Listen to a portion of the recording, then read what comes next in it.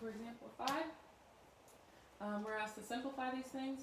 Remember, we can split these up. They're already split up, or we can bring them together. So because they're both just squared, we can put them under the same radical. Okay? So we put them under the same radical, and 20 divided by 5 is just 4, and the square root of 4 is just 2. So that's the final answer. Alrighty, for B, again, if it's underneath the radical, we can keep it underneath the radical. This 2, this blue 2 right here, is not underneath the radical. So you cannot put it underneath the radical. So I'm going to leave that blue 2 on the outside. Does that make sense? And then I'm going to have a bigger radical with this 50x on the top. And because this is underneath, this 2 on the bottom, okay? So this 2, this blue 2 is not underneath the radical, so it has to stay on the outside. And then the rest that's underneath the radical will make it one fraction, just like we did on A, okay? So here we have 1 over that 2, and 50 divided by 2 gives us 25, and then we still have that x. Remember, 25 can break down into 5 times 5, right? So if this 25 can break down into 5 times 5, that means we can take this out as a 5. So I'm going to bring it out as a 5. And we're dividing it still by that 2.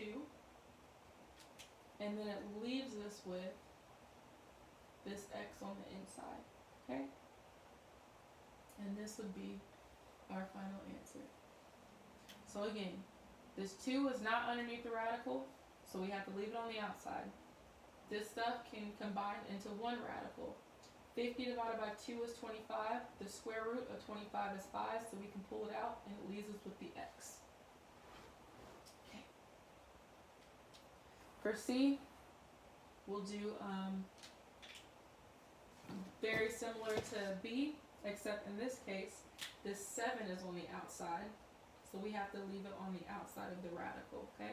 So I'm going to do 7, and then I'm going to do a cubed radical. Actually, sorry, let me put it a little bit over. We're going to have 7 times the cubed radical of 48. Let me go ahead and break that up. So 48, let's see, 48 can break into 4 and 12. 4 can break into 2 and 2, and 12 can break into 3 times 4, which is 2 times 2. So that 48 is the same thing as, oh wait, sorry. We shouldn't have to do that because we can do the 48 divided by the 6. I'm sorry. I'm getting ahead of myself. So, sorry. So yeah, because all this is underneath the radical, we'll write this on top. And all this is underneath on the bottom in the radical. We'll write that on the bottom, okay?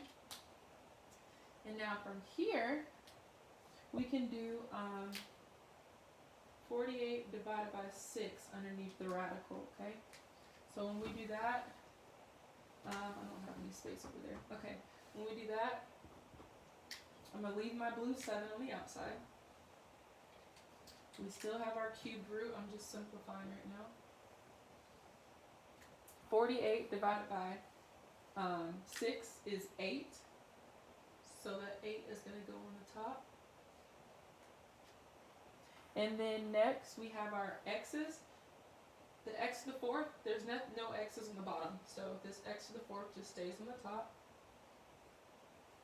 And then with our y's, we have y to the 8th on top and y to the 2nd on the bottom. The biggest one is on the top, which is where it's going to go, okay? And then you find the difference. So 8 minus 2 is 6.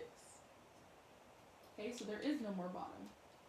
And then we can simplify from here. So I'm going to finish the problem up here, just so it's all in one chart. So essentially we have 7, we have the cubed root of 8, 8 can break into 2 times 2 times 2.